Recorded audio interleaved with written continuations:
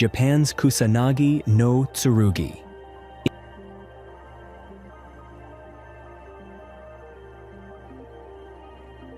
In Japanese history, the sword known as Kusanagi no Tsurugi has always held a special place in the hearts of both the people and the imperial family.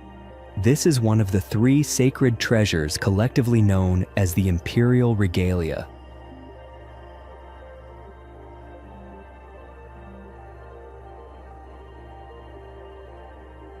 To the Japanese, Kusanagi no Tsurugi is not merely an ancient weapon, it is the very symbol of legitimacy and the power of the imperial court.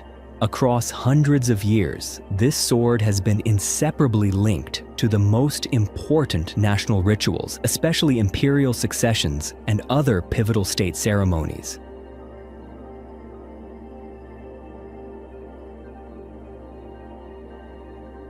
From the earliest times, this blade was known as Ameno Murakumo no Tsurugi, meaning heavenly sword of the gathering clouds.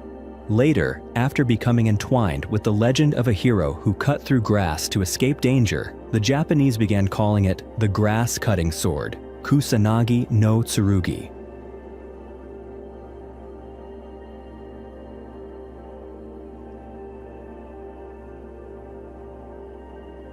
The change in name did nothing to diminish the sword's spiritual value. In fact, it made the legend more relatable, drawing it closer to the people and deepening the nation's reverence for this symbol.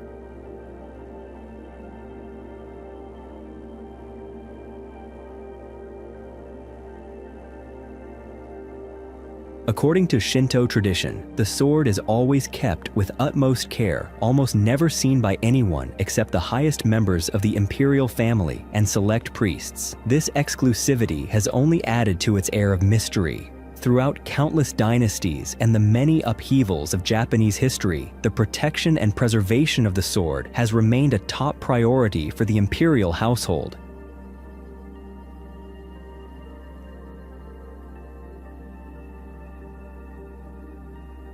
Since the 12th century, Kusanagi no Tsurugi has not been shown in public. Later historical records only note the sword's presence in imperial ceremonies, but provide no detailed descriptions of its appearance or its true resting place.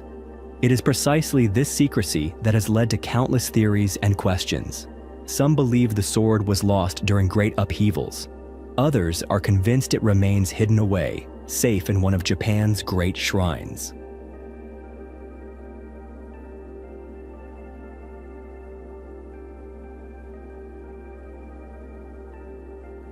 Over time, no matter how many rumors or controversies have surrounded the fate of Kusanagi no Tsurugi, its place and meaning in Japanese culture have never changed. For the people, the sword stands not only for strength, courage, and faith in divine protection, but also as the enduring symbol of a nation's traditions. Whether it still exists as a physical object or survives only in stories passed down through generations, Kusanagi no Tsurugi continues to fascinate and inspire curiosity.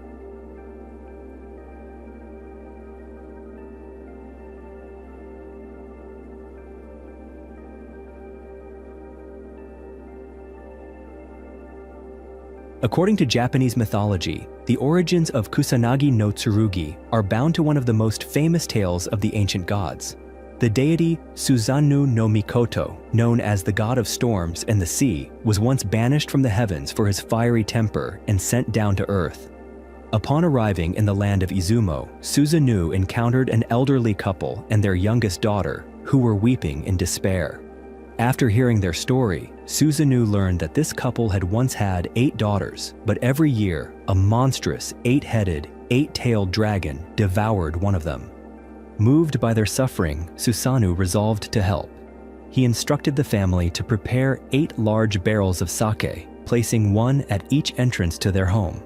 When the serpent Orochi appeared, each of its heads drank deeply until it fell into a stupor. Seizing the moment, Susanoo struck, cutting off each of the dragon's heads and then its tails. After a fierce battle, the monster was finally slain. While examining the beast's remains, Susanoo discovered a mysterious object lodged deep within the fourth tail. Upon opening it, he found a divine sword that shone with an otherworldly light. Recognizing the significance of this treasure, Susanoo presented it to his sister, the sun goddess Amaterasu.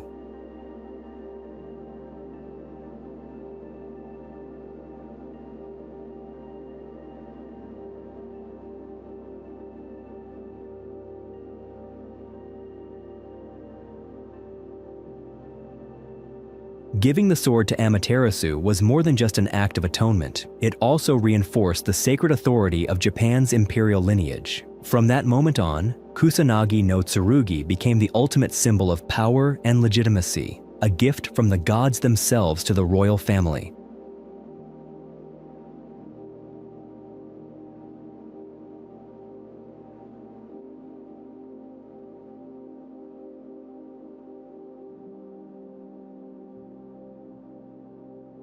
Throughout Japanese imperial history, Kusanagi no Tsurugi has always held a place of utmost importance and reverence.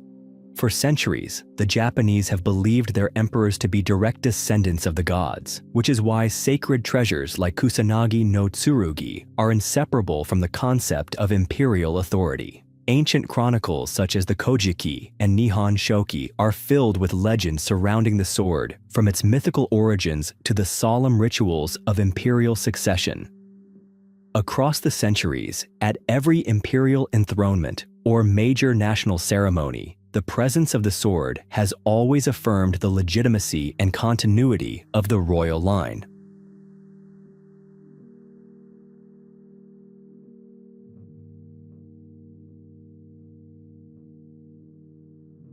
One of the most well-known legends linked to Kusanagi no Tsurugi is the story of Prince Yamato Takeru, a legendary warrior from the early 1st century. In one episode, after being lured by his enemies into a field of dry grass and set upon by fire, Yamato Takeru used the sword to cut down the grass, creating a path to escape the flames. He then wielded the blade to drive back his foes and claim victory.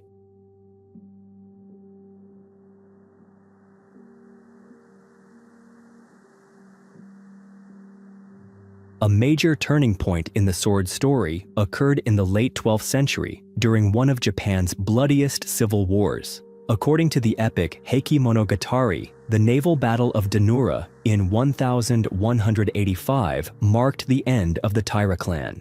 In the moment of defeat, Empress Tokiko clutched the young Emperor Antoku, along with 2 of the 3 imperial regalia, including Kusanagi no Tsurugi, and leapt into the sea.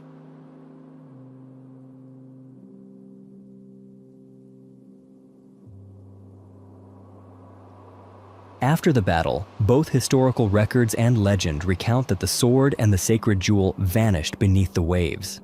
The disappearance of the sword has sparked endless speculation and debate. Some believe that after the treasures fell into the ocean, the imperial court managed to recover the sword through secret efforts, or possibly replaced it with a replica to maintain tradition. However, no conclusive evidence has ever surfaced to prove that Kusanagi no Tsurugi was truly found, only adding to the mystery surrounding its fate.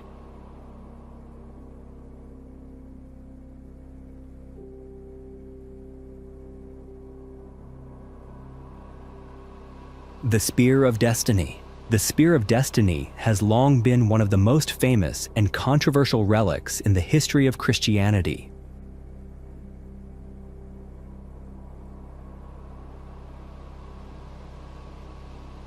The story of this spear dates back to ancient Rome during the crucifixion of Jesus. A Roman soldier named Longinus used a spear to pierce Jesus' side, confirming his death.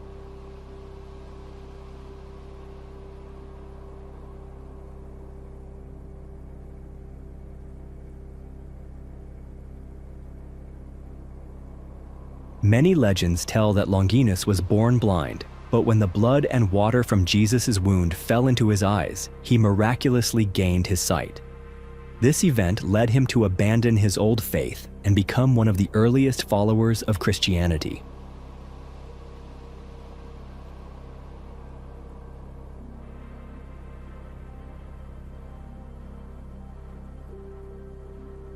Over the centuries, the spear that pierced Christ's side came to represent more than just a historical artifact.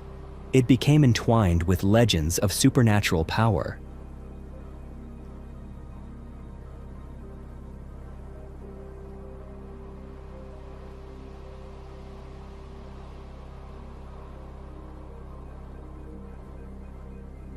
People believed that whoever possessed the Spear of Destiny would wield tremendous power, the ability to change the fate of nations, and even the course of world history. Emperors, generals, and rulers throughout the past have all been fascinated by the legends surrounding this spear. Napoleon Bonaparte once tried to claim it for himself. Adolf Hitler was said to be obsessed with the spear's mysterious power, convinced it would help him achieve his greatest ambitions.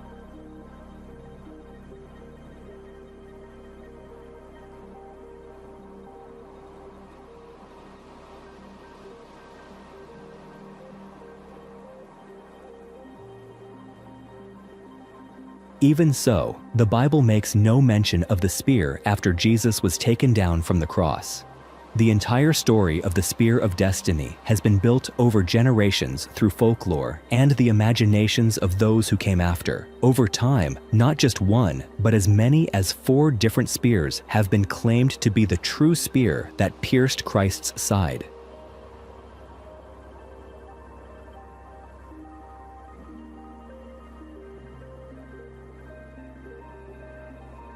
One spear was kept in the city of Rome and became linked to the power of the papacy.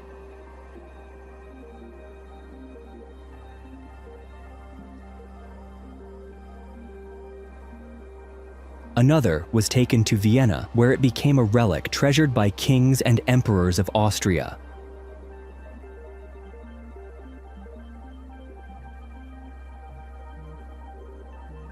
A third appeared in Armenia, regarded as a sacred treasure of the Eastern Orthodox Church.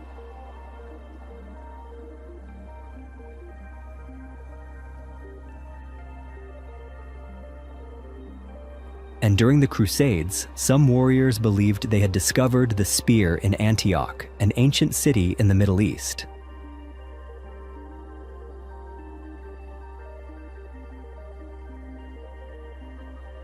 The spear in Rome is known as one of the oldest versions. In 570, an Italian pilgrim visiting Jerusalem recorded that on Mount Zion, there was a church housing 2 important relics, the crown of thorns and the spear that pierced Christ's side. When Jerusalem was captured by Persian forces in 615, the spear was divided in 2.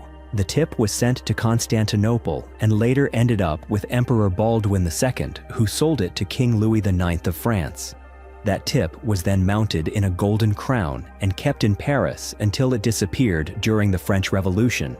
The remaining portion of the spear was also taken to Constantinople. Later, it fell into the hands of the Ottoman Empire, and in 1492, Sultan Bayezid II presented it as a diplomatic gift to Pope Innocent VIII. By the 18th century, Pope Benedict XIV examined and authenticated the relic, deciding to keep it at the Vatican.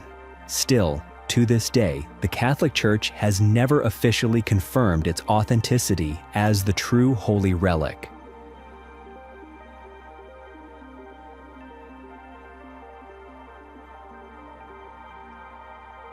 The spear in Vienna is equally famous, thanks to the many legends surrounding its supernatural powers. Some believe this spear could heal the sick, grant victory in battle, and even give its owner the ability to foresee the future. Emperors like Constantine the Great and Charlemagne were said to have owned this spear, winning great victories because of it. During the Napoleonic era, Napoleon himself tried to seize the spear from Nuremberg, but it had already been transferred to Vienna. In the 20th century, Adolf Hitler and the Nazis placed special faith in the power of this relic. When Germany annexed Austria in 1938, the Nazis sought out the spear and brought it to Nuremberg. The Spear of Antioch is tied to a different chapter of history, the First Crusade. A French warrior and mystic named Peter Bartholomew claimed that St. Andrew had shown him the location of the spear, buried beneath the floor of St. Peter's Church in Antioch. After digging, he uncovered a piece of rusted iron and declared it to be the spearhead. This event renewed the Crusaders' hope during their most desperate times. However, many doubted the authenticity of the find. To prove it, Peter Bartholomew underwent the ordeal of walking through fire, but the result was inconclusive, and he died soon after from severe burns. By the 18th century, the Roman Church officially recognized the Spear of Antioch as only a replica, not the original holy relic.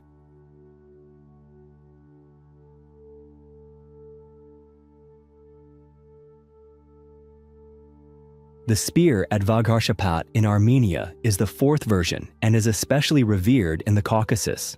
According to legend, this spear was brought to Armenia by Saint Thaddeus in the 1st century AD. However, the first records mentioning the Armenian spear only appear in 1119, and the stories surrounding it became widespread from the 12th to 13th centuries. At one point, the spear was taken to Georgia to pray for deliverance from a plague, then later returned to Armenia after the region fell under Russian rule. Today, the spear is preserved at the Echmiadzin Museum, one of the most sacred and ancient sites of the Armenian Church.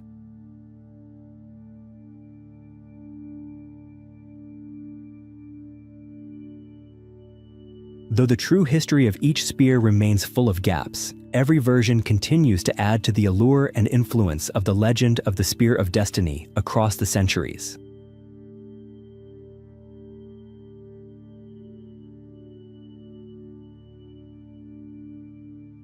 Many historians believe it is nearly impossible to determine which, if any, is the true Spear of Destiny. Even the Catholic Church and major religious organizations around the world have never officially recognized any of these relics as authentic.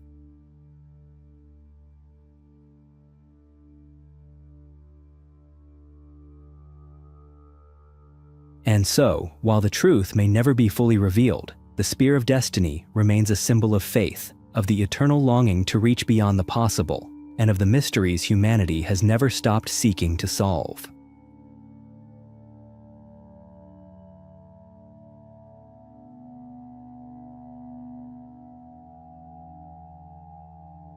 Ancient weapons in Jerusalem, ceramic grenades, and Greek fire.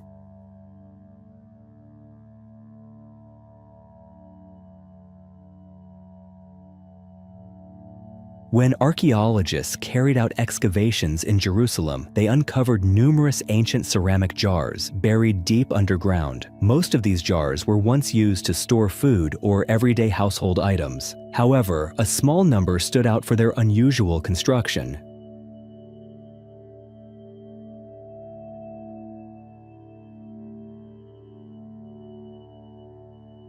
Researchers noticed that these particular jars were made with thicker ceramic than normal. Upon closer examination, they also found traces of chemicals such as sulfur, mercury, and magnesium on the fragments of these jars.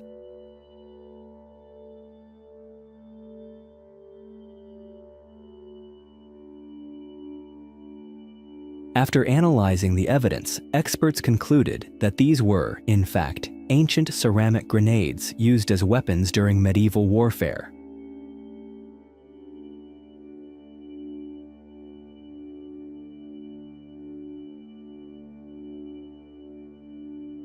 When thrown, these grenades would explode with a loud bang, releasing a thick cloud of smoke and sending sharp ceramic shards flying in all directions. This weapon was not only designed to cause panic, but could injure multiple people at once, especially effective against enemy troops attempting to breach the city's defensive walls.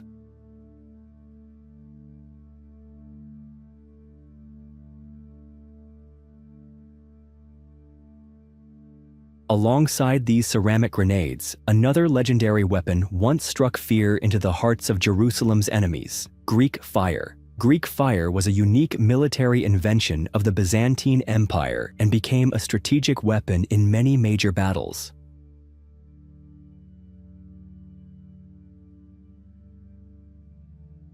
What made Greek fire especially terrifying was its ability to burn anywhere, even on water.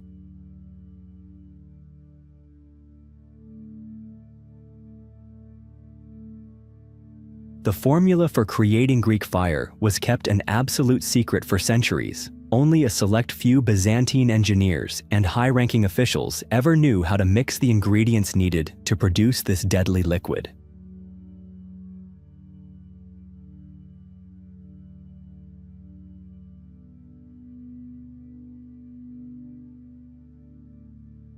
To this day, the true recipe remains a mystery.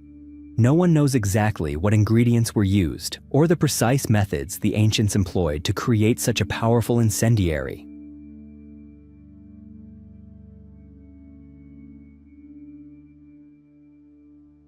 Greek fire played a crucial role in many of the Byzantine military's decisive victories, particularly during the sieges of Constantinople. Time and again, Arab fleets and attacking armies were forced back from the city's walls thanks to this weapon. Greek fire helped secure the Byzantines' strategic dominance in the Mediterranean for centuries.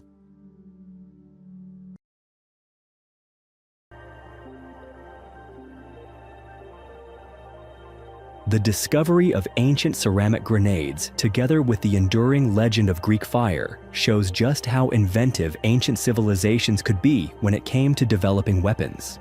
While these arms no longer appear on modern battlefields, they continue to remind us of the brutal eras of history, times when people would go to extraordinary lengths to defend their cities and their way of life.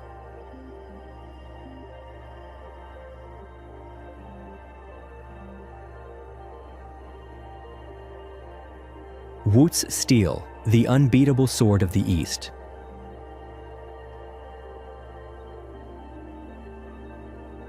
During the battles for Jerusalem in the Middle Ages, European warriors were often left astonished by Muslim fighters wielding swords that could easily slice through the blades of Western knights. This not only shifted the balance of power on the battlefield, but also forced many European commanders to rethink the weapons they trusted for so long.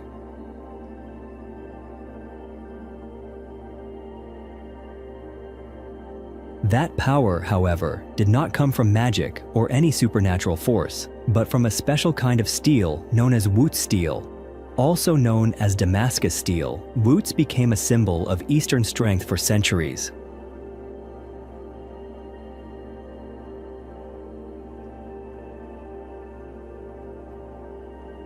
Wootz steel first appeared in ancient India. From there, it spread along trade routes to the Middle East, North Africa, and even into Europe.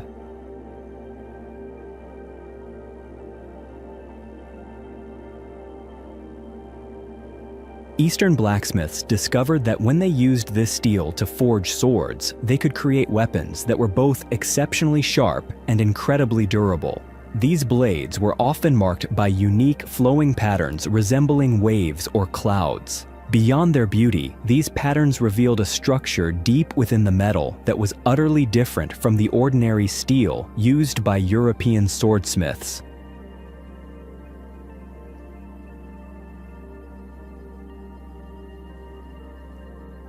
The technique for making Wootz steel was extremely complex, demanding patience and years of experience.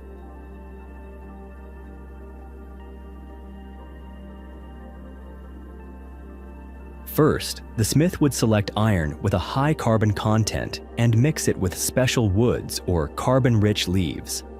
Everything was then placed inside a heat-resistant clay crucible and smelted at around 1,400 degrees Celsius for several continuous days.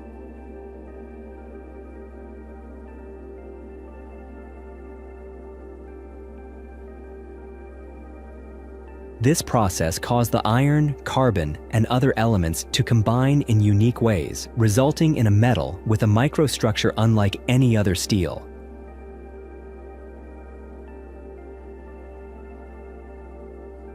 Once the crucible had cooled completely, the smith would break it open to retrieve the cakes of Wootz steel, which were then cut into smaller pieces and forged into blades or other weapons.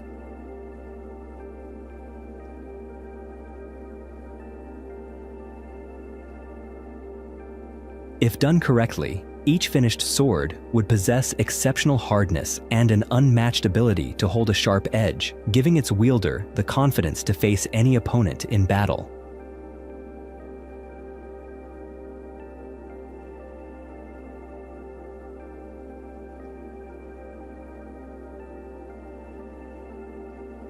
In fact, many historical records describe scenes where Muslim warriors used Woot's swords to effortlessly shatter their opponent's European blades or slice through armor and weapons in a single blow. Western knights were stunned, and at times even frightened, by the limits of their own defenses. After a battle, many tried every means possible to buy or trade for these rare swords, treating them as priceless treasures.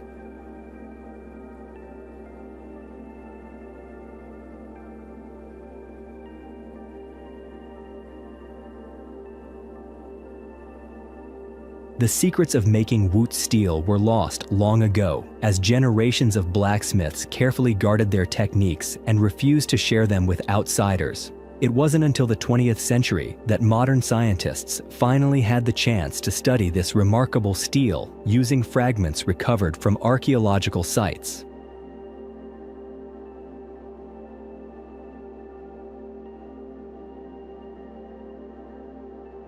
When examined under a scanning electron microscope, they discovered the presence of nanocarbon structures and tiny nanowires within the Woot steel. These structures gave the metal both extraordinary hardness and surprising flexibility, preventing the blade from shattering even on impact with something solid.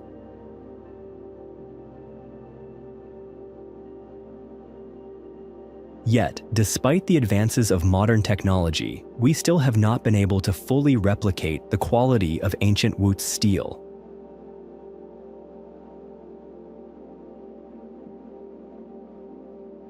The story of Woot's steel is not only a testament to the technological achievements of the East, but also a reflection of human ingenuity and determination in the quest to create the very best tools for survival and victory.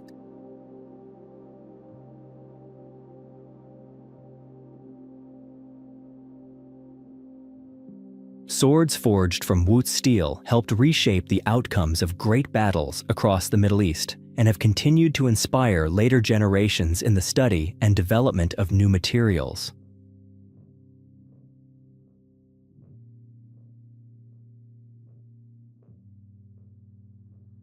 Although the secret of Woot's steel remains unsolved, its legacy endures as an essential part of the history of human weaponry.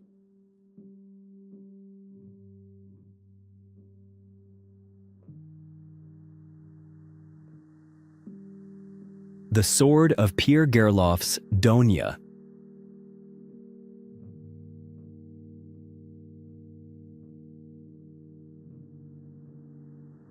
Pierre Gerloff's Donia was born and raised in Friesland, a land where people lived by the fields and the sea. From a young age, Pierre stood out for his towering stature and extraordinary strength. He was said to be nearly 7 feet tall, with a powerful frame and hands like iron. Local villagers would often whisper that Pierre could bend a coin using just 2 fingers or lift a heavy plow with ease, needing no help from anyone.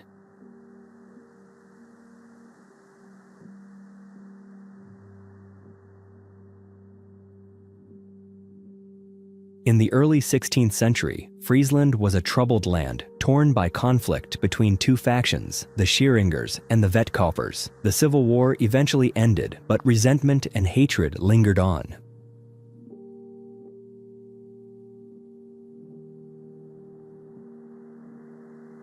By that time, Pierre was a middle-aged man with a small family. Life seemed as though it would pass in quiet peace, until disaster struck in 1515.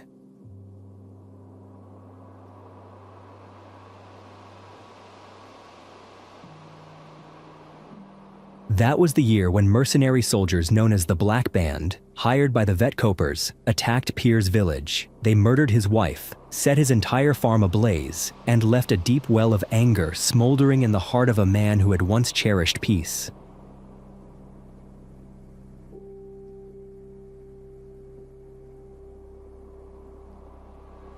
Pierre lost everything in a single night, but he did not collapse under the weight of his sorrow. Instead, that loss transformed him into the leader of the Arumer Zwarte Hoop, a rebel group.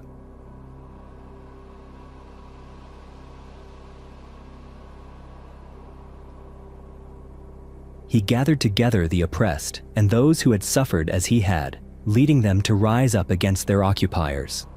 Under Pir's command, the rebels not only resisted Saxon forces, but also sought justice for the people of Friesland, whose homes and loved ones had been stolen from them. Their attacks kept the enemy in constant fear and reignited the spirit of resistance across the land.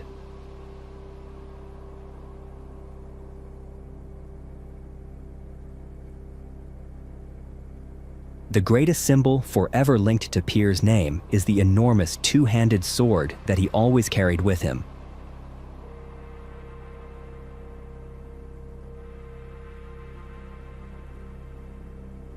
This sword measured over 2 meters in length, weighed about 7 kilograms, and dwarfed any ordinary sword of its time.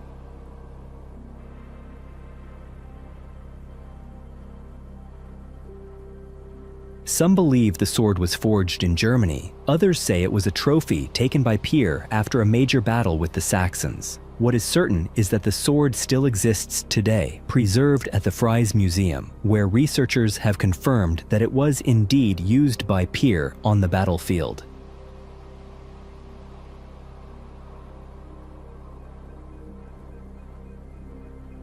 To many, this sword is more than just a weapon. It stands as a symbol of unbreakable resolve and the will to never yield.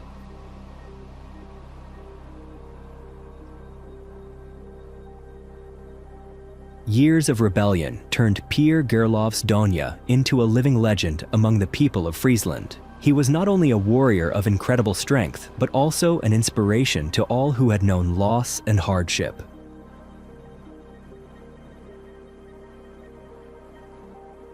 Though Pir's victories could not completely alter the fate of his homeland in the face of greater powers, he fought on until the very end.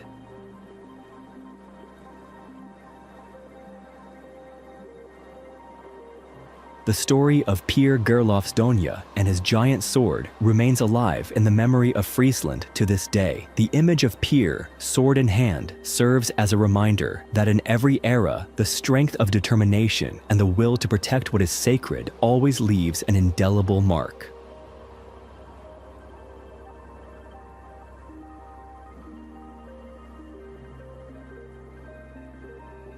The Tower of Flies and the Iron Chain of Acre.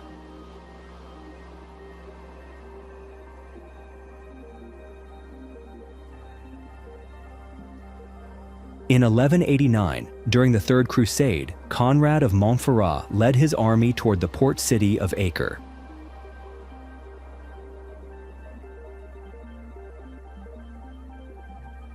At the time, Acre was one of the most important cities on the eastern shores of the Mediterranean. Many Crusader armies from across Europe gathered here, hoping to reclaim the city from Muslim control.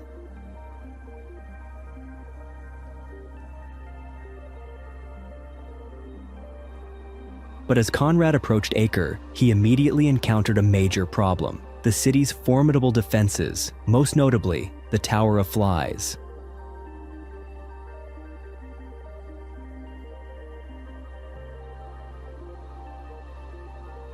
The Tower of Flies was an ancient tower standing right on the edge of the harbor. What made this tower especially dangerous was its massive iron chain.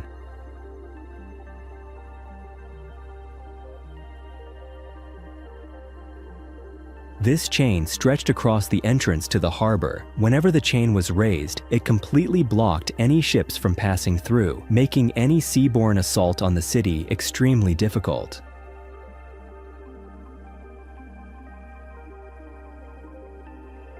But it wasn't just the chain. The Tower of Flies itself housed archers, guards, and all kinds of siege weapons.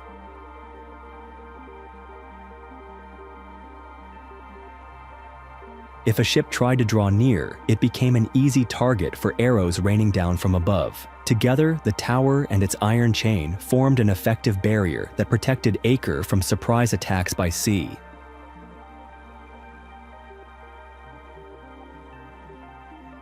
Still, Conrad did not give up immediately. He organized repeated assaults by ship and tried to land troops on the small island where the tower stood.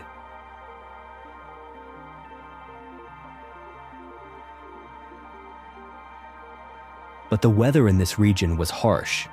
Strong winds and rough seas were especially common in winter, and the waters around the tower were littered with reefs.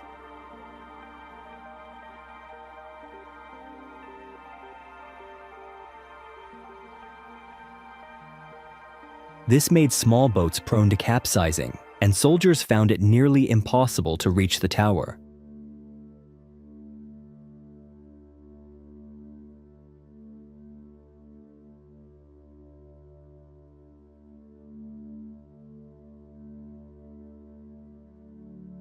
After several failed attempts, Conrad was forced to pause his direct attacks on the tower and look for other ways to besiege the city.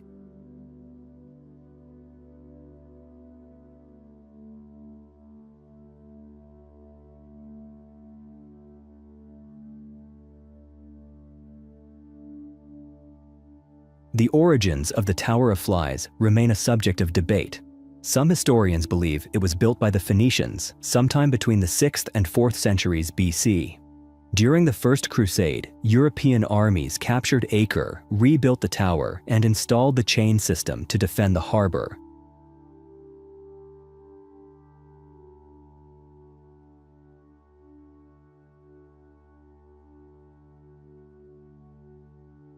But when the Muslim leader Saladin recaptured the city, these very defenses became weapons against those who had created them.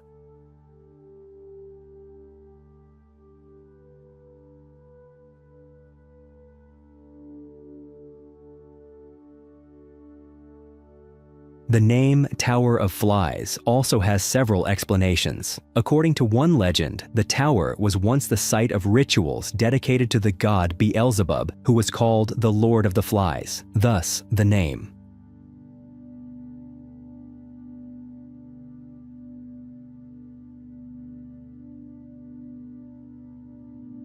Others believe the area was once used as the city's dumping ground for trash and waste, which attracted swarms of flies around the tower.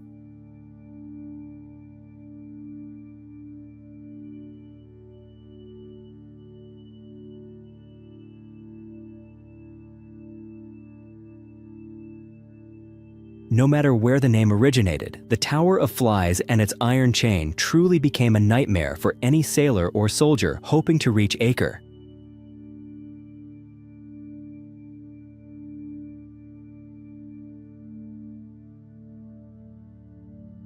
Anyone involved in the siege of the city knew that the sight of the iron chain stretched across the water signaled a formidable challenge ahead.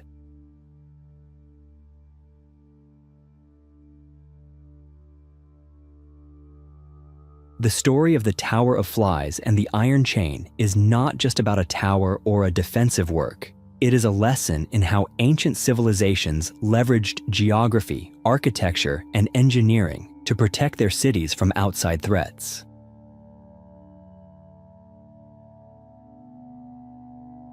What remains of the Tower of Flies today still reminds us of those brutal wars and of the daunting obstacles Crusader armies had to face on their journey.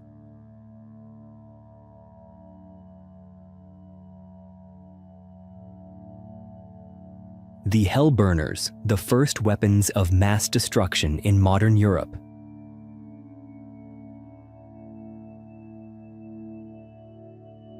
In 1585, the city of Antwerp became the focal point of one of the largest sieges in European history.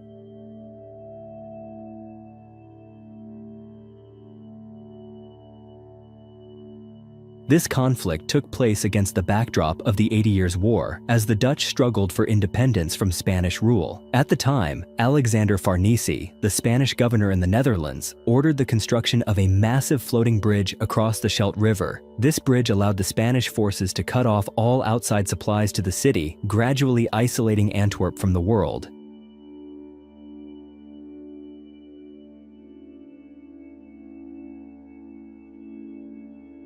Facing an increasingly desperate situation, the people of Antwerp decided to seek help from outside the city.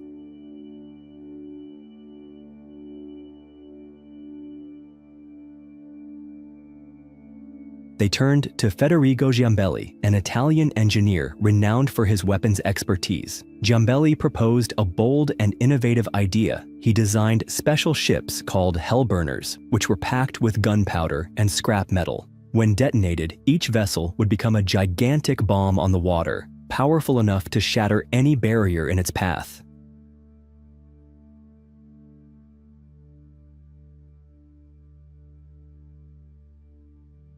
Two of the most famous hellburners were named Fortune and Hope. Fortune used a traditional slow-burning fuse, while Hope was fitted with a clockwork detonation system combined with flint, marking the first time such a mechanism was used in warfare. This advancement gave commanders precise control over the timing of the explosion, maximizing the effectiveness of their attack at the critical moment.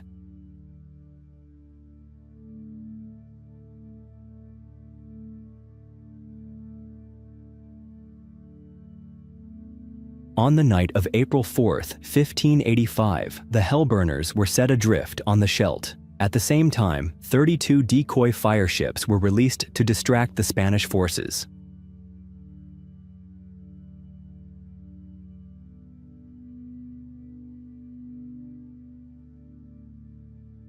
As the hellburners neared the floating bridge, Hope detonated. The explosion was so powerful that it shook the ground for up to 80 kilometers, destroyed most of the bridge, and killed over 800 Spanish soldiers. The sheer force of the blast left not only the enemy, but also distant onlookers in shock and terror. At the time, this was considered one of the largest explosions ever witnessed in European warfare.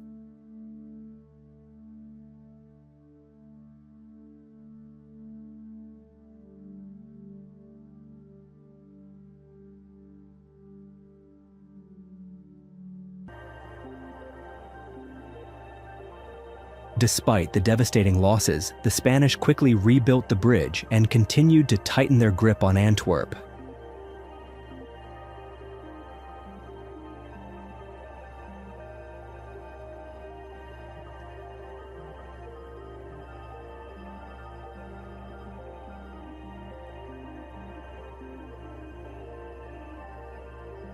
In the end, the city eventually fell to the overwhelming strength and persistence of the invading army. However, while Antwerp was lost in a tactical sense, the introduction of the hellburners marked the dawn of a new era in the history of warfare.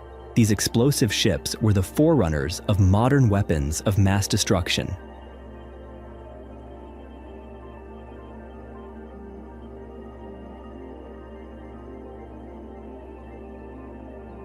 Hellepolis, the conqueror of cities of Demetrius.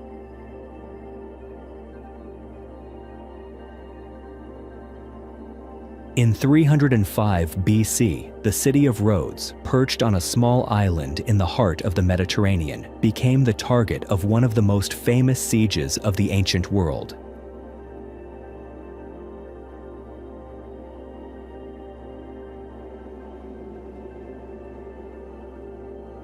Leading the attacking army was Demetrius I Poliorcetes, known far and wide as the Besieger of Macedonia.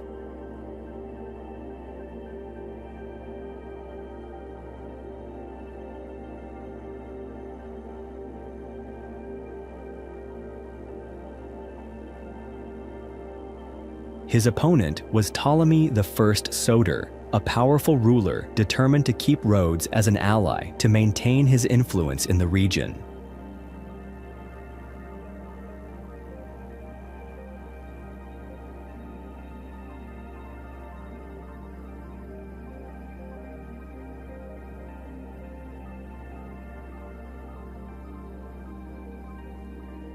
To conquer Rhodes, Demetrius did not rely on his army alone.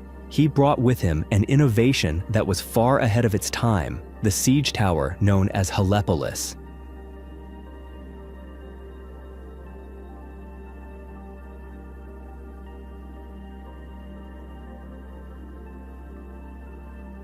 Hellepolis was a war machine of unprecedented scale. The tower soared to a height of 40 meters, spanned 20 meters wide, weighed an estimated 160 tons, and was moved by 8 enormous wheels, each standing over 4 meters tall.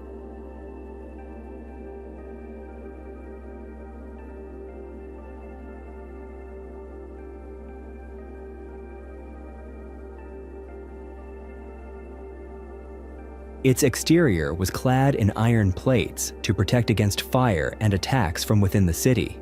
Inside, engineers designed multiple levels, each equipped with broad staircases so that thousands of soldiers could move up and down.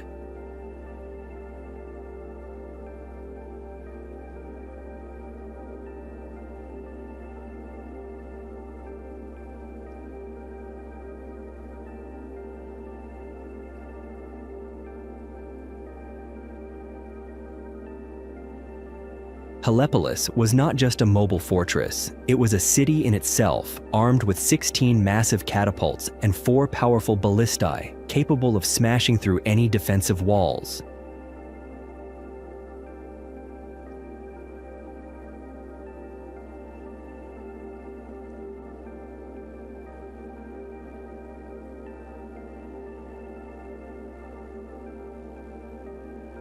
As the campaign began, Demetrius believed Heliopolis would allow him to quickly breach the defenses of Rhodes. But the people of Rhodes proved both their resolve and ingenuity. They not only reinforced their city walls, but also flooded the ground around the city, turning it into a marshy bog that halted the advance of Heliopolis.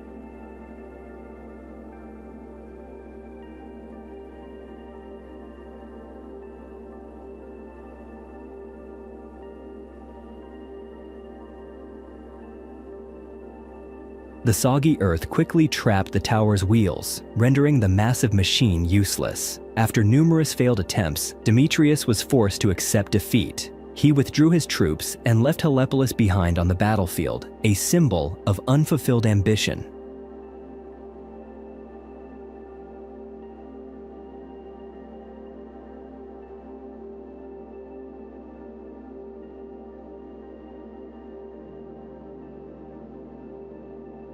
Legend has it that the people of Rhodes dismantled the enormous tower and sold all the iron and steel they recovered.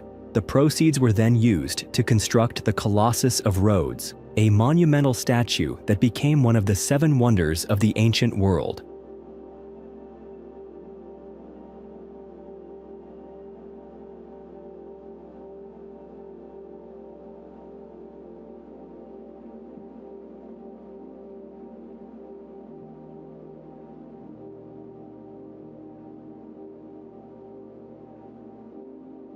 While Heliopolis did not bring victory to Demetrius, it left a lasting mark on military history. This incredible machine paved the way for later innovations in siege towers and inspired generations of engineers and warriors with its demonstration of intellect, ambition, and perseverance.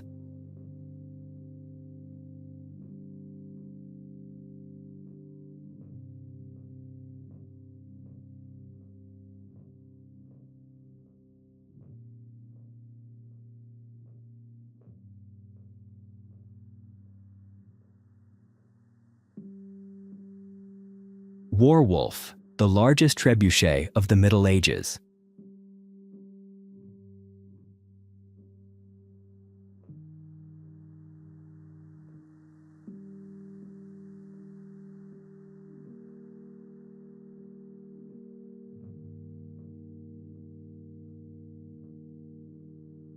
In 1304, Scotland's war for independence entered its most decisive phase as Stirling Castle became the last stronghold for the resistance against England.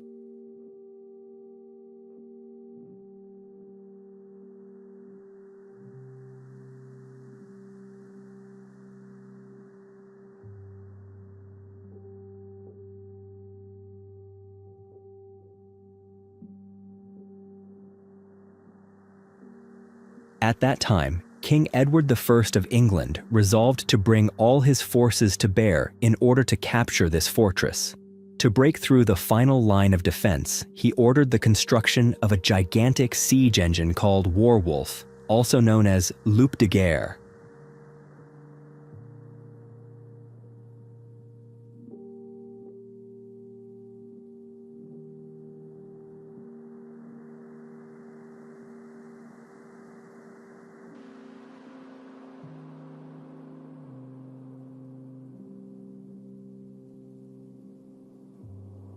Warwolf was a marvel of medieval military engineering.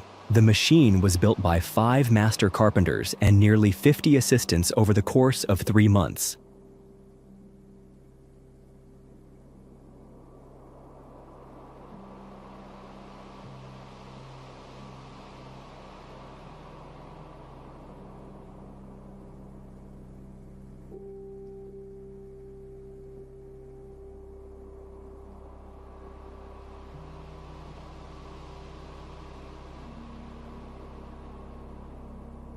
Each part of Warwolf had to be transported to the battlefield by 30 horse-drawn wagons before being assembled right at the foot of Stirling Castle.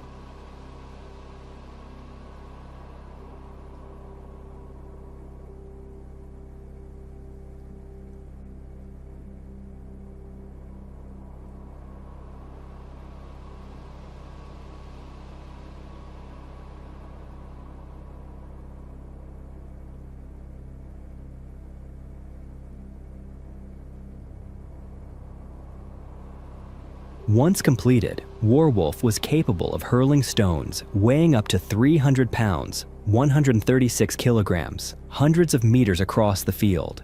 Its power was said to be enough to smash through thick castle walls and bring down even the sturdiest of defenses.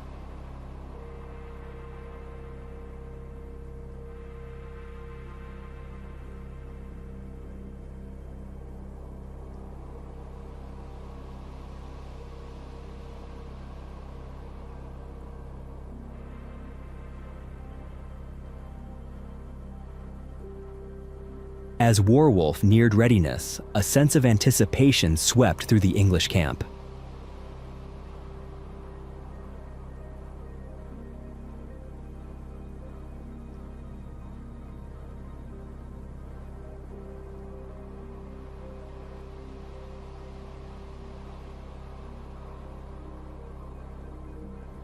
The Scots inside Stirling Castle watched this colossal machine from afar and knew they stood no chance against its might.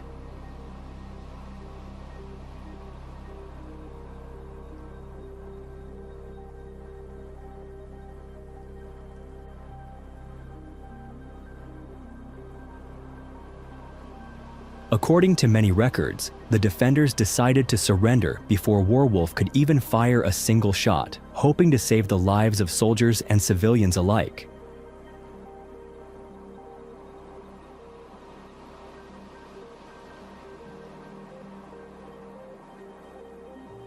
But King Edward refused to accept such an easy victory. He declined their surrender until his trebuchet had been put to use in actual battle. He wanted to witness firsthand the destructive force that had required so much effort and resources to build.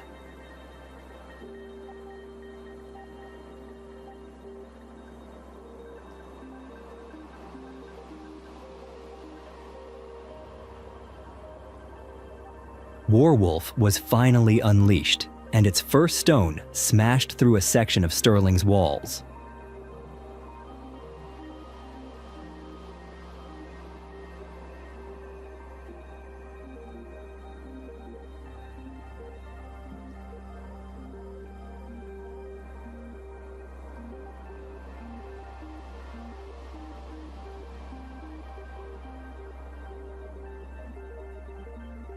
In later years, Warwolf would be remembered as the largest and most famous trebuchet in medieval history.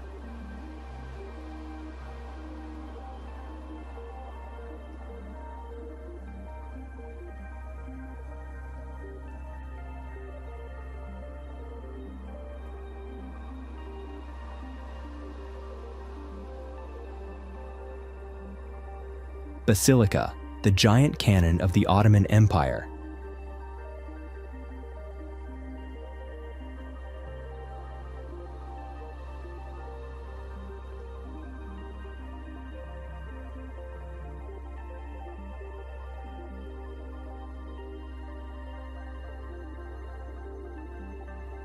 In the mid-15th century, the city of Constantinople stood as the final fortress of the Byzantine Empire, a city long regarded as the heart of the Eastern world.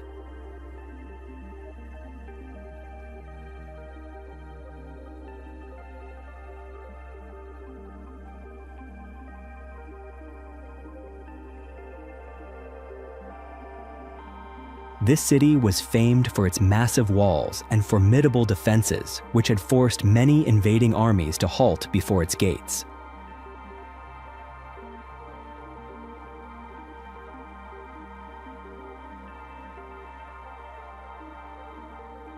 However, in 1453, a Hungarian engineer named Orban approached Emperor Constantine V's Palaiologos with a bold proposal to build a giant cannon to defend the city. Although the idea was daring, Constantine was forced to decline, as the treasury was empty and there were not enough resources to undertake such a project.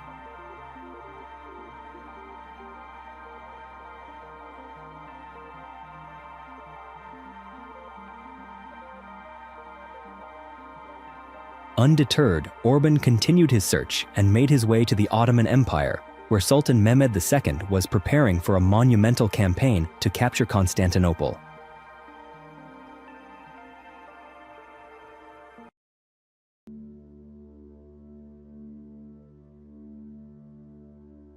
Mehmed II immediately saw the potential of such a weapon and agreed to sponsor Orban, providing him with every resource needed to bring the cannon to life. After months of work, the basilica was born, an enormous cannon measuring 8.2 meters in length with a barrel diameter of 76 centimeters and weighing 20 tons.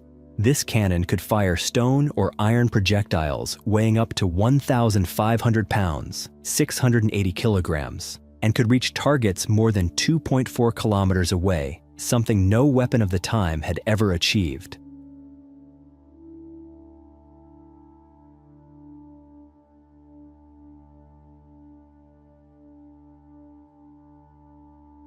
Transporting the basilica to the battlefield was an engineering feat in itself. 60 oxen and 400 men were required to haul the massive cannon to the gates of Constantinople.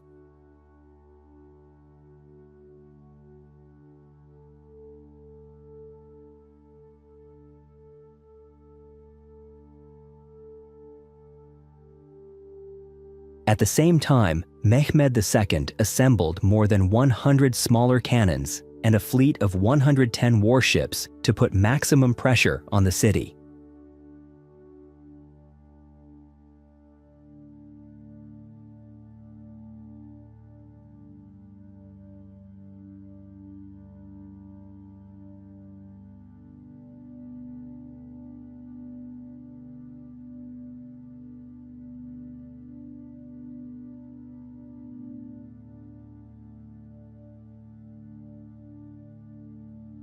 On the morning of April 24, 1453, Basilica fired its first shot. A giant projectile tore through the city walls, opening a path for the Ottoman army to advance.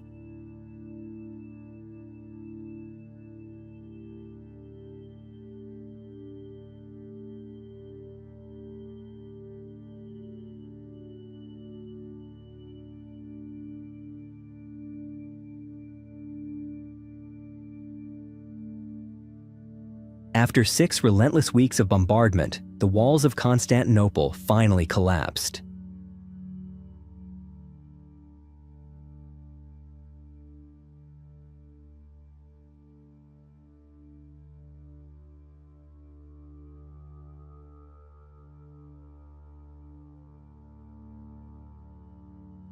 The Ottoman forces poured into the city, bringing an end to an era that had lasted for more than 1,000 years.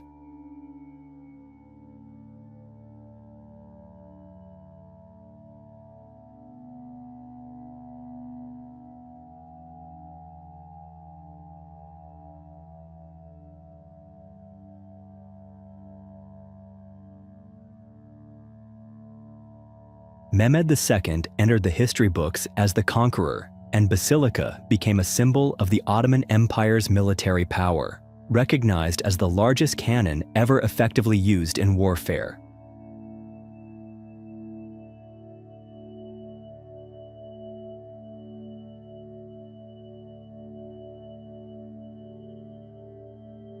If you enjoy these strange and fascinating stories, don't forget to subscribe to the channel and leave a comment below about what piqued your curiosity the most. Make sure to follow along for more journeys. There are still so many mysteries waiting to be uncovered. Thank you for watching.